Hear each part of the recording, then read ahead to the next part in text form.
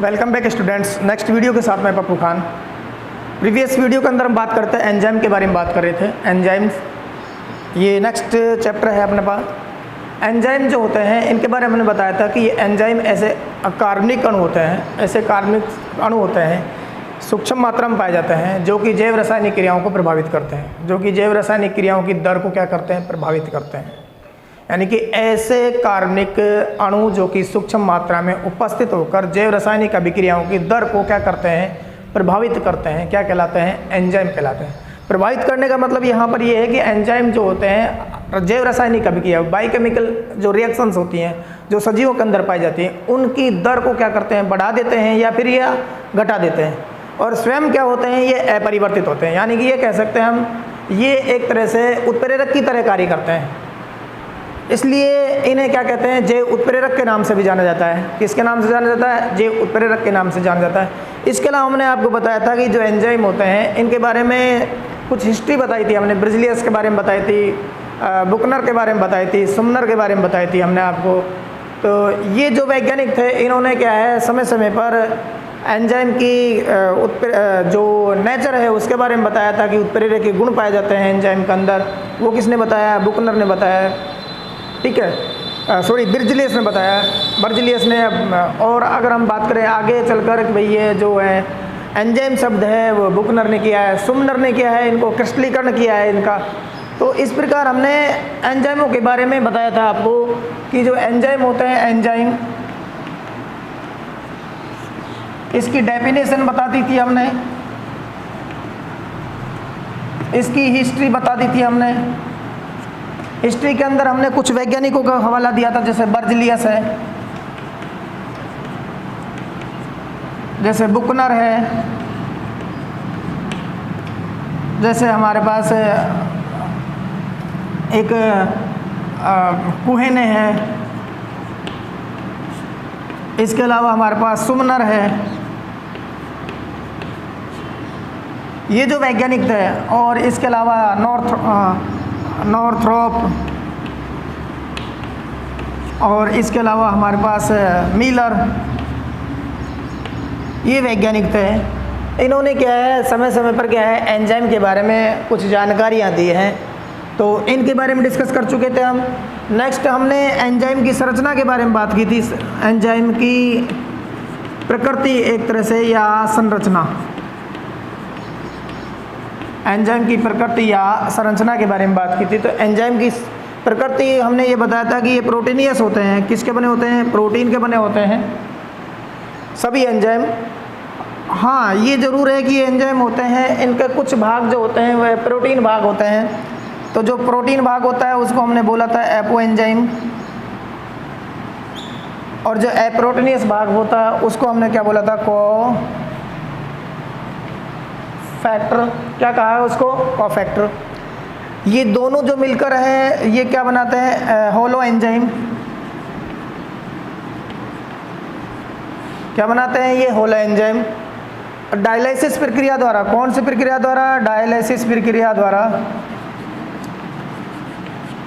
Dialysis प्रक्रिया द्वारा इस होलो एंजाइम को किस में कन्वर्ट किया जाता है, एपो एंजाइम और कोएंजाइम में कन्वर्ट किया जाता है। इसके अलावा हमने बताया था कि जो कोफैक्टर होता है इसको 3 कैटेगरी के अंदर डिवाइड किया था हमने।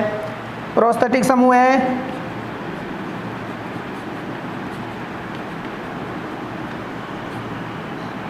इसमें हमने बात की थी कोएंजाइम, और तीसरे जो बात की थी हमने वो बात की थी सक्रियक के रूप में। तो प्रोस्थेटिक समूह है, कोएंजाइम है, सक्रियक है। इसको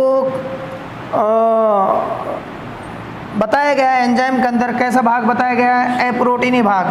कौन सा भाग बताया गया है इसको, अप्रोटीनी भाग बताया गया है। जबकि प्रोटीनी भाग जो होता है वो क्या होता है, एपो एंजाइम होता है। तो यहाँ तक हम डिस्कस कर चुके थे इस चैप्टर के अंदर। आज हम बात करेंगे एंजाइम के विशिष्ट गुण, स्पेसिफिक कैरेक्टर्स ऑफ एंजाइम, यानी कि एंजाइम के विशिष्ट गुण। एंजाइम के विशिष्ट गुण के बारे में हम बात करेंगे, 1 बाय 1 इनकी स्टडी करेंगे एंजाइम के विशिष्ट गुणों की। तो सबसे पहले हम बात करते हैं एंजाइम के विशिष्ट गुण, specific properties of enzymes, specific properties of enzymes. इसमें नंबर 1 बात करेंगे हम यहाँ पर, वो बात करेंगे यहाँ पर प्रोटीन प्रकृति। क्या बात करेंगे? प्रोटीन प्रकृति।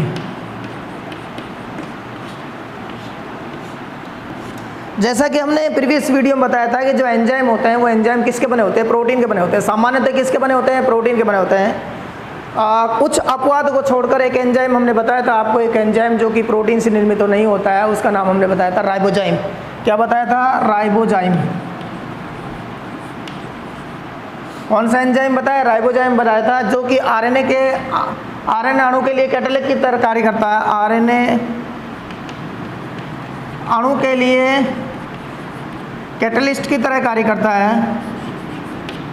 किसके लिए काम करता है? आरएनए अणु के लिए कैटलिस्ट की तरह कार्य करता है। ये जो हमारे पास राइबोजाइम है ये है अप्रोटीनी, यानी कि ये प्रोटीन से निर्मित नहीं होता है। बाकी हम ये कहते हैं कि सभी एंजाइम क्या होते हैं? सामान्यतः प्रोटीन से निर्मित होते हैं। सामान्य से किससे निर्मित होते हैं? प्रोटीन से। एक कथन है हमारे पास, और वो कथन क्या है हमारे पास? कि सारे एंजाइम प्रोटीन होते हैं लेकिन सारी प्रोटीन एंजाइम में नहीं होती है। सारे एंजाइम प्रोटीन होती है, प्रोटीन होते हैं, जबकि सभी प्रोटीन एंजाइम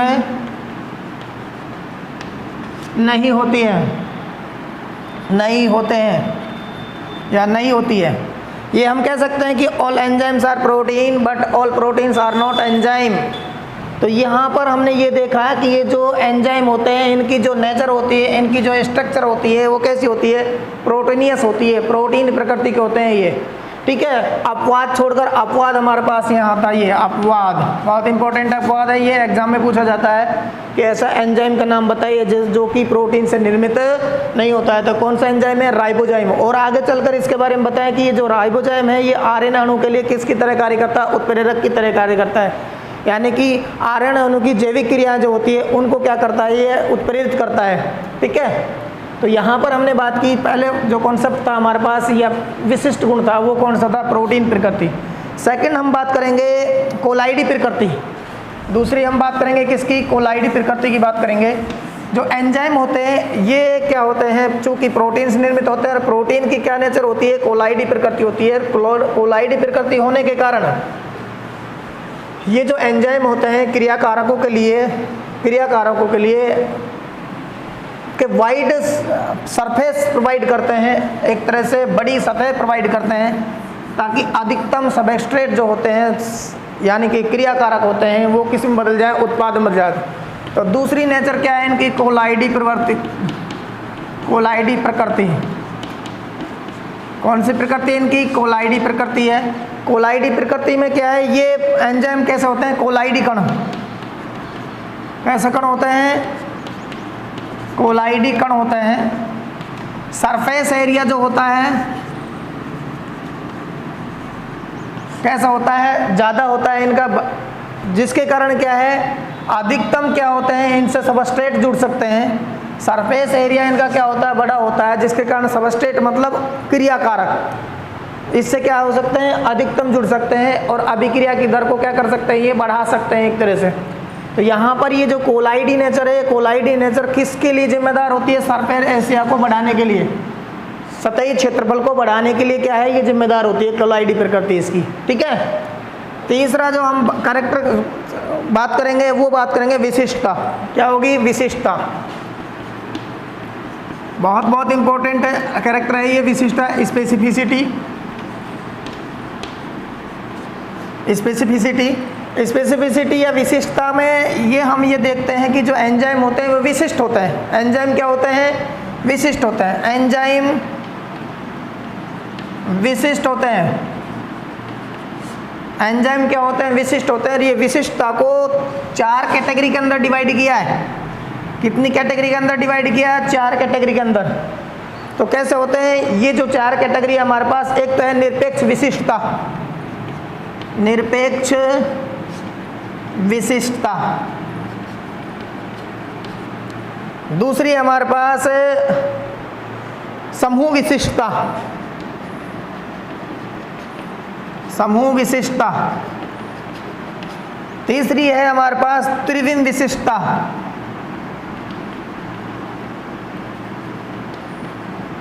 और चौथी है हमारे पास बंध विशिष्टता।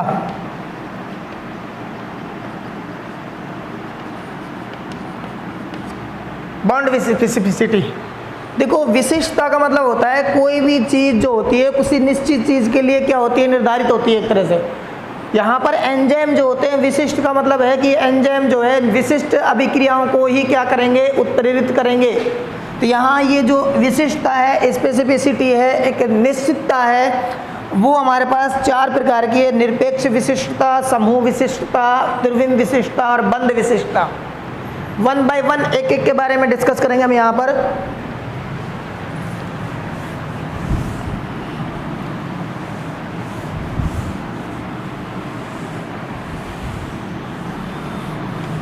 एंजाइम विशिष्टता के अंदर हम बात करेंगे, सबसे नंबर 1 बात करेंगे एब्सोल्यूट स्पेसिफिसिटी। एब्सोल्यूट स्पेसिफिसिटी का मतलब विशिष्टता, विशिष्टता।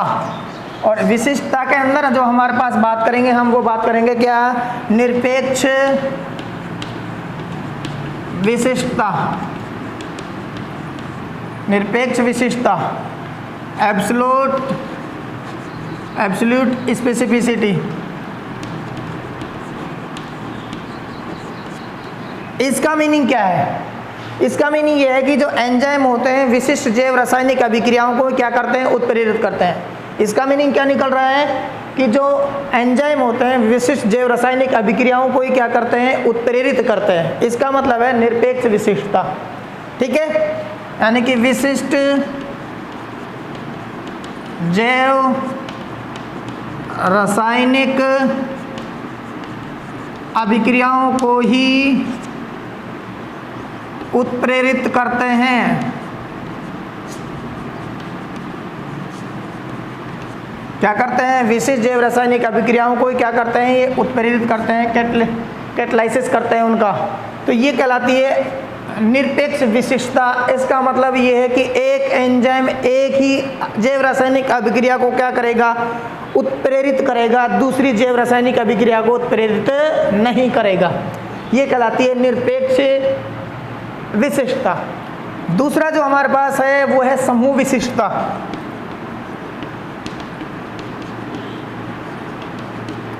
ग्रुप स्पेसिफिसिटी, इसको क्या बोलते हैं हम?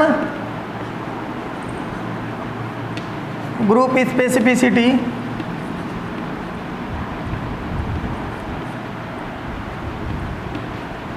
ग्रुप स्पेसिफिसिटी का मतलब ये होता है कि जो एंजाइम होते हैं वो विशिष्ट ग्रुप पर ही क्या करते हैं? क्रिया करते हैं।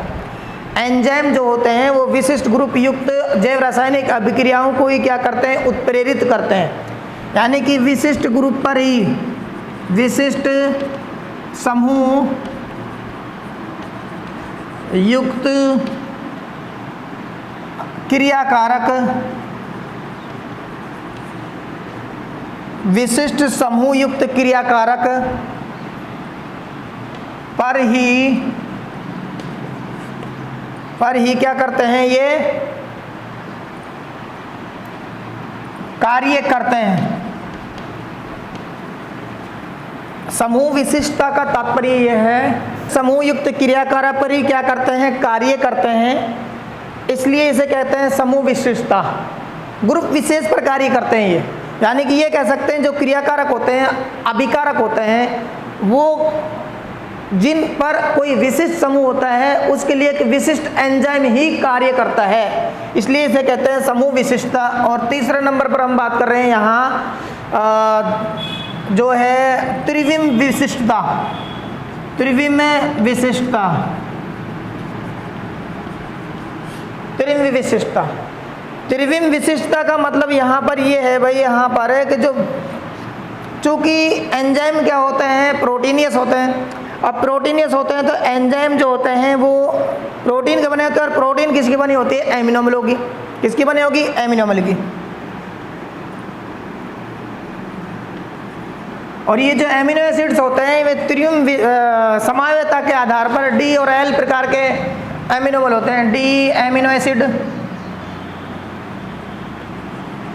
और L amino acid. D amino acid और एल एमिनो एसिड, इसको हम क्या बोलते हैं, डी एल एमिनो एसिड बोलते हैं। तो यहाँ पर क्या है, कोई जो एंजाइम है वो एंजाइम विशिष्ट डी एमिनो पर ही कार्य करेगा या फिर विशिष्ट एल एमिनो एसिड पर ही कार्य करेगा। यानी कि ये कह सकते हैं कि ये जो है त्रिविम विन्यासता, जो कि एक तरह से स्पेस में उनका जो अरेंजमेंट होता है अणु का, वो अरेंजमेंट डी और एल प्रकार का होता है। और डी और एल प्रकार के आधार पर ही क्या होते हैं, इनके लिए विशिष्ट एंजाइम पाए जाते हैं। इसका तात्पर्य ये है कि डी एमिनो एसिड्स को या डी एमिनो एसिड युक्त जो एंजाइम होता है वो केवल डी विन्यास वाले सबस्ट्रेट को ही क्या करेगा, उत्प्रेरित करेगा। एल वाला जो है वो एल वाले सबस्ट्रेट को ही क्या करेगा, उत्प्रेरित करेगा। ऐसा नहीं है कि डी वाला एल को कर दे और एल वाला डी को उत्प्रेरित कर दे। ठीक है, तो इसका मतलब ये है त्रिविम विशिष्टता। चौथे नंबर पर जो हमारे पास है बॉन्ड स्पेसिफिसिटी, बंध विशेषता। बंध विशिष्टता, बंध विशिष्टता, बॉन्ड स्पेसिफिसिटी।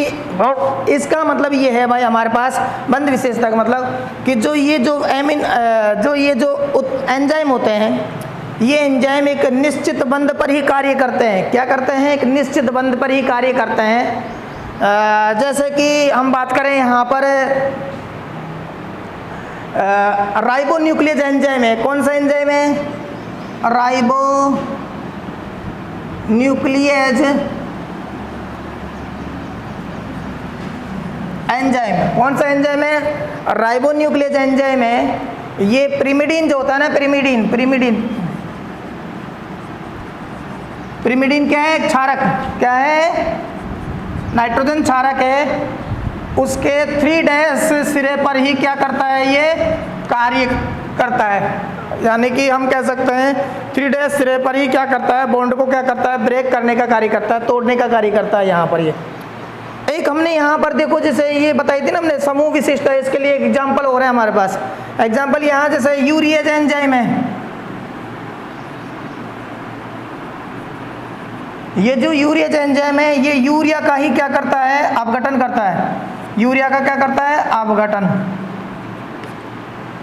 तो इसलिए इसे क्या कहते हैं हम यहाँ, समूह विशिष्टता। यानी कि यहाँ पर जो यूरिया है NH2 समूह है, NH2 समूह है जो है हमारे पास CO NH2 CO NH2 है ना। यूरिया को जो सूत्र होता है ना NH2CO,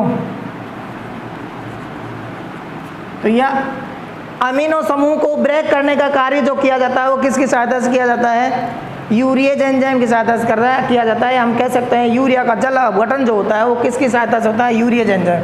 और ये किसके अंदर आता है, समूह विशिष्टता के अंदर आता है। किसके अंदर आता है, समूह विशिष्टता के अंदर आता है भाई। तो इस प्रकार हमने एंजाइम की जो प्रॉपर्टी पढ़ रहे थे, हम एंजाइम की प्रॉपर्टी के अंदर हमने 3 प्रॉपर्टी का डिस्कस किया यहाँ पर। सबसे पहले हमने बात की थी प्रोटीनीय प्रकृति, दूसरी बात की हमने कोलाइडी प्रकृति, और तीसरी बात की थी हमने एंजाइम क्या होते हैं, विशिष्ट। तो विशिष्टता को 4 कैटेगरी के अंदर डिवाइड किया है। एक तो निरपेक्ष विशिष्टता, दूसरा समूह विशिष्टता, त्रिविम विशिष्टता और बंध विशिष्टता।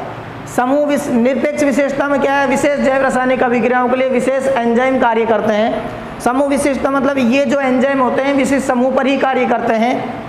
त्रिविम विशेषता मतलब ये क्या है, डी और एल जो त्रिविम विन्यास होते हैं उन पर अलग अलग एंजाइम कार्य करते हैं। बंध विशिष्टता का मतलब ये होता है कि विशिष्ट बंध पर ही ये क्या करते हैं, कार्य करते हैं। हर किसी बंध पर ये कार्य नहीं करते हैं, इसलिए ये बंध विशेषता कहलाता है। इनके एग्जाम्पल के लिए हमने बताया जैसे यूरिएज एंजाइम समूह विशेषता के अंदर आता है, त्रिम विशेषता के लिए हमने बताया तो आपको त्रिम के बंध विशेषता के लिए, बॉन्ड स्पेसिफिसिटी के लिए हमने राइबोन्यूक्लियेज एंजाइम का हवाला दिया था आपको। अब हम नेक्स्ट जो बात करेंगे वो बात करेंगे कि वृहद आकार। एंजाइम के जो कैरेक्टरिस्टिक्स पढ़ रहे थे हम, गुण पढ़ रहे थे, उसमें हमने 3 गुण पढ़ लिए थे।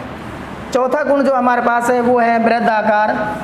एंजाइम जो होते हैं बड़े अणु होते हैं। कैसे होते हैं? बड़े अणु होते हैं। साइज में कैसे होते हैं? ये बड़े अणु होते हैं। सूक्ष्म मात्रा में आवश्यकता होती है इनकी, लेकिन ये कैसे होते हैं? बड़े होते हैं। अब जब एंजाइम बड़े अणु होते हैं तो ये क्या करते हैं, इनका जो सतही क्षेत्रफल क्या होता है वो अधिक होता है, और जब सतही क्षेत्रफल अधिक होता है तो उसके कारण क्या है, अभिकारक या क्रियाकारक या हम कह सकते हैं सबस्ट्रेट, वो इनसे अधिकतम मात्रा में क्या करते हैं, अटैच होते हैं। तो यहाँ हमने कहा कि भाई चौथा जो हमारे पास लक्षण है, चौथा जो लक्षण है या विशिष्ट गुण है वो हमारे पास क्या है यहाँ पर, वो है कि ये वृहद आकार है, लार्ज साइज। एंजाइम का क्या होता है? लार्ज साइज होता है। लार्ज साइज होने के कारण क्या होता है, ये सतही क्षेत्रफल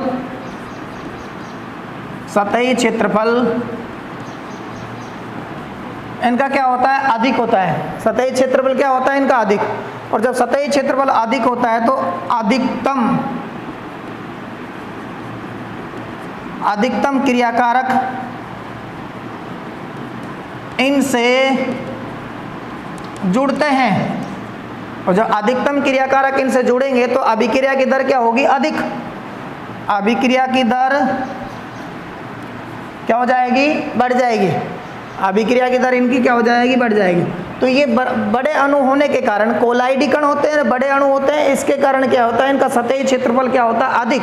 और जितना सतही क्षेत्रफल अधिक होगा उतना ही उन पर क्रियाकारक जुड़ेंगे, और क्रियाकारक जितना अधिक जुड़ पाएंगे एंजाइम से उतना ही क्या होगा, अभिक्रिया की दर जो दर है, जो रेट ऑफ रिएक्शन है वो क्या होगी, बढ़ जाएगी। ठीक है। नेक्स्ट हम बात करते हैं अम्लीय और क्षारीय। दोनों प्रकार के क्रियाकारकों से क्रिया करते हैं। अम्लीय और क्षारीय दोनों प्रकार के क्रियाकारकों से क्या करते हैं, ये क्रिया करते हैं। अम्लीय 5वें नंबर पे, अम्लीय एवं क्षारीय दोनों प्रकार के क्रियाकारकों से क्रिया करते हैं। दोनों प्रकार के क्रियाकारकों से क्या करते हैं, ये क्रिया करते हैं। अम्लीय और क्षारीय दोनों प्रकार के क्रियाकारकों से क्या करते हैं, ये क्रिया करते हैं। क्यों करते हैं क्रियाकारक, ये दोनों से क्रिया करते हैं। जो एंजाइम होते हैं, आपको पता है एंजाइम किसके बने होते हैं, प्रोटीन के। किसके बने होते हैं, प्रोटीन। और प्रोटीन किसकी बनी होती है, एमिनो अम्ल की। किसकी बनी होती है, एमिनो अम्ल। और ये एमिनो जो अम्ल होते हैं ना, ये क्या बनाते हैं, उभयधर्मी आयन। उभयधर्मी आयन क्या बनाते हैं, ये उभयधर्मी आयन। एम्फीटेरिक आयन क्या बनाते हैं, ये एम्फीटेरिक आयन बनाते हैं। उभयधर्मी आयन का मतलब ये होता है कि इस पर क्या है, पॉजिटिव और नेगेटिव चार्ज पाया जाता है। दोनों चार्ज पाए जाते हैं इस पर, पॉजिटिव और नेगेटिव दोनों चार्ज पाए जाते हैं। इसलिए ऐसे आयन जिन पर धनात्मक और ऋणात्मक दोनों प्रकार के आवेश पाए जाते हैं वो क्या कहलाएंगे, उभयधर्मी आयन। अब कैसे बनाते हैं, एक मैं आपको अमीनो अम्ल की एक स्ट्रक्चर बताऊं, जनरल स्ट्रक्चर जो होती है NH2CH, यहाँ पर R ग्रुप है जो कि वेरिएबल है, जिसकी जगह CH3 हो सकता है, CH3 CH2 हो सकता है, कोई बेंजिल समूह हो सकता है, ठीक है ना। तो यहाँ पर हम बात करें और COOH, ये एक सामान्य क्या है हमारे पास एमिनो अम्ल की संरचना है। अगर इस सामान्य एमिनो अम्ल की संरचना से क्या बनता है, ग्रुप ट्रांसफर की वजह से यहाँ पर क्या होता है, ये जो हमारे पास ये जो हाइड्रोजन है यहाँ से ट्रांसफ़र होकर, ये जो हाइड्रोजन है यहाँ से ट्रांसफ़र होकर क्या पहुँच जाता है, इधर पहुँच जाता है ये। तो इसके कारण क्या होता है, ये आयन बन जाता है NH3। 3+ और CHRCOO-, ये बन जाता है। ये तो हमारे पास है एमिनो एसिड, ठीक। और ये हमारे पास एम्फीटेरिक आयन। कौन सा आयन है ये? एम्फीटेरिक आयन। क्यों है? क्योंकि यहाँ पर क्या है धनात्मक और यहाँ पर क्या है ऋणात्मक आवेश पाया जा रहा है। दोनों प्रकार के आवेश पाए जा रहे हैं। इस प्रकार का आयन क्या कहलाता है? उभयधर्मी आयन कहलाएगा। क्या कहलाएगा? उभयधर्मी आयन। चूँकि अब हमने कहा कि ये अम्लीय और क्षारीय दोनों प्रकार के क्रियाकारकों से क्रिया कर सकता है। तो अगर अम्लीय क्रियाकारक है तो क्या होगा हमारे पास? ये COH समूह के कारण क्या होगा? उससे अटैचमेंट दर्शाएगा। और अगर क्षारीय क्रियाकारक है तो वो किससे NH2 समूह से की सहायता से क्या करेगा? उससे अटैचमेंट दर्शाएगा। तो दोनों प्रकार के समूह पाए जा रहे हैं यहाँ अम्लीय। ये तो क्या है हमारे पास? एसिडिक है। और ये क्या है हमारे पास? बेसिक है, क्षारीय ग्रुप है। तो क्षारीय अभिकारकों से ये ग्रुप जिम्मेदार होगा और अम्लीय अभिकारकों से कौन सा ग्रुप जिम्मेदार होगा? COOH, कार्बोक्सिलिक अम्ल और एमिनो समूह, ये दोनों समूह पाए जाते हैं। तो कहने का मतलब है कि एंजाइम जो होते हैं वो दोनों प्रकार के क्रियाकारकों से क्रिया कर सकते हैं, जुड़ सकते हैं, अम्लीय क्रियाकारक हो या क्षारीय क्रियाकारक। क्योंकि ये जो एंजाइम होते हैं कौन सा अणु बनाते हैं? उभयधर्मी आयन या ज्यूट्रायन भी बोलते हैं इनको। क्या बोलते हैं इनको? ज्यूट्रायन।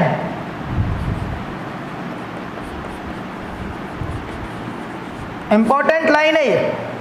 एम्फीटेरिक आयन या ज्यूट्रायन, ज्यूट्रायन भी बोलते हैं इनको। क्या बोलते हैं? ज्यूट्रायन।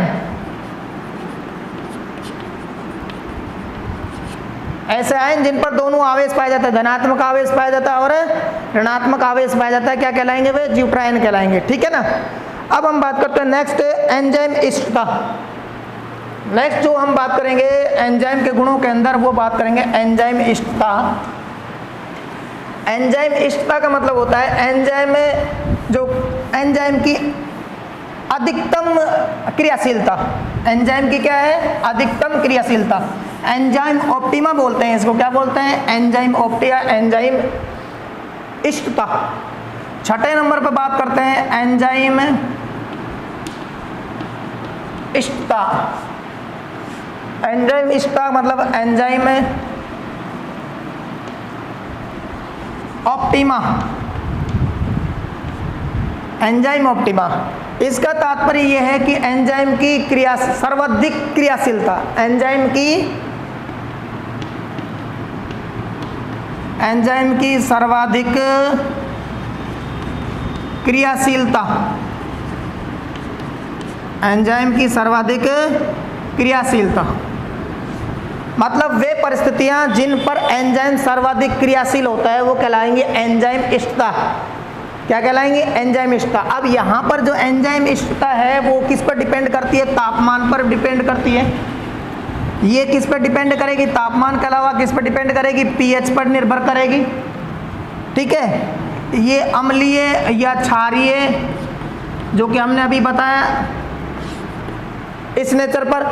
तो एंजाइम जो इष्टता है वो टेम्परेचर पर, जनरली टेम्परेचर पर डिपेंड करेगी। कितने टेम्परेचर पर? जैसे हमारे बॉडी टेम्परेचर है 37 डिग्री सी, इस पर क्या है? सर्वाधिक एंजाइम क्रियाशील होते हैं। अगर बॉडी टेम्परेचर 37 डिग्री सी से ज़्यादा बढ़ जाए, 40 डिग्री पहुंच जाए, तो एंजाइम की जो क्रियाशीलता हो जाती है वो क्या होती है? कम हो जाती है। अगर बॉडी टेम्परेचर से लो टेम्परेचर रहता है तब भी एंजाइम की क्रियाशीलता होता है कम हो जाती है। तो मिनिमम क्रियाशीलता और मैक्सिमम क्रियाशीलता, ठीक है। और मैक्सिमम क्रियाशीलता से और अधिकतम अगर क्रियाशीलता दर्शाते हैं तो वहाँ पर क्या है? एंजाइम अपना कार्य करना बंद कर देते हैं। तो यहाँ टेम्परेचर क्या है? 3 प्रकार के होते हैं। एक तो निम्नतम तापमान, एक अनुकूलतम तापमान और एक अधिकतम तापमान।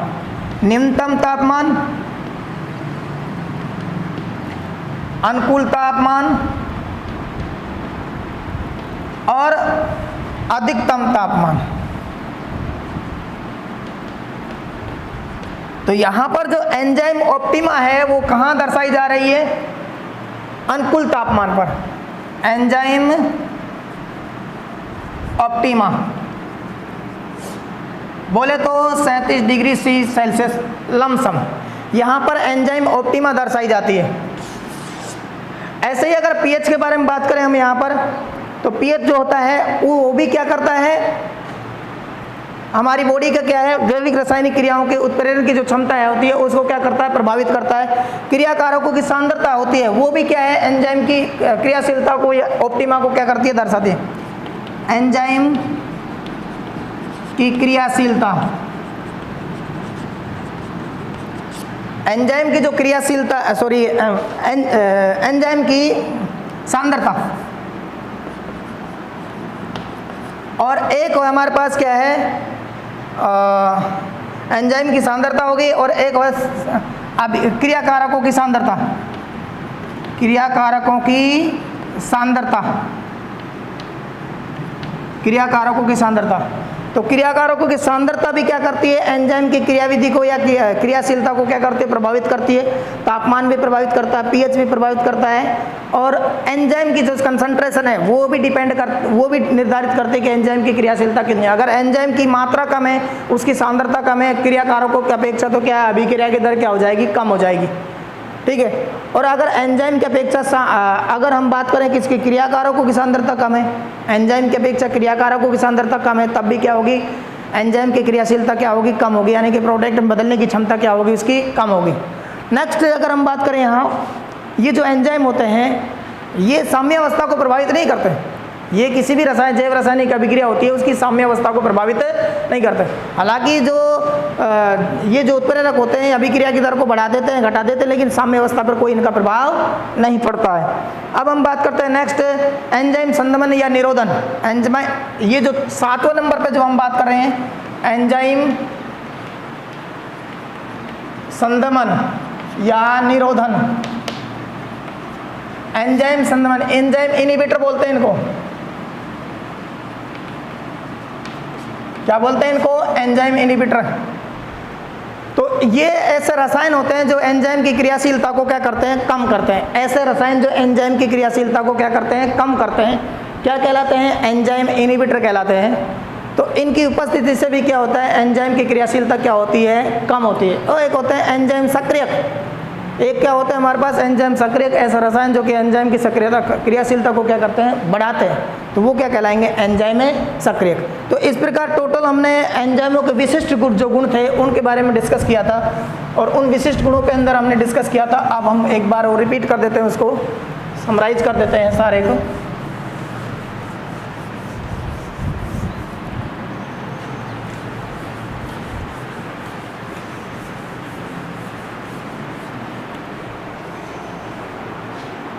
देखिए सबसे पहले हमने बात की थी प्रोटीन प्रकृति, दूसरी बात की थी हमने कोलाइडी प्रकृति,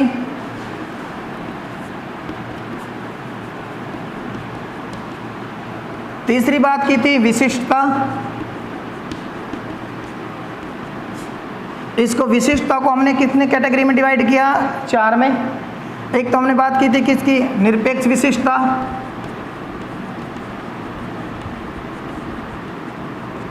दूसरी हमने बात की समूह विशिष्टता, तीसरी हमने बात की थी त्रिविध विशिष्टता,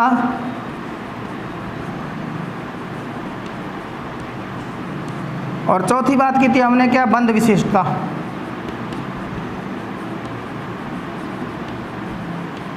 ठीक है। अब चौथा जो लक्षण थे हमने बात की थी वृद्ध आकार, किसकी बात की थी, वृद्ध आकार, वृत्त आकार। एंजाइम क्या होते हैं, बड़े आकार के होते हैं।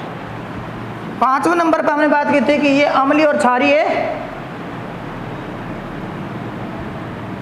अम्लीय क्षारीय दोनों प्रकार के क्रियाकारकों से क्रिया करते हैं। ठीक है। 6ठे नंबर पर हमने बात की थी, 6ठे नंबर पे क्या बात की हमने, एंजाइमिष्टता।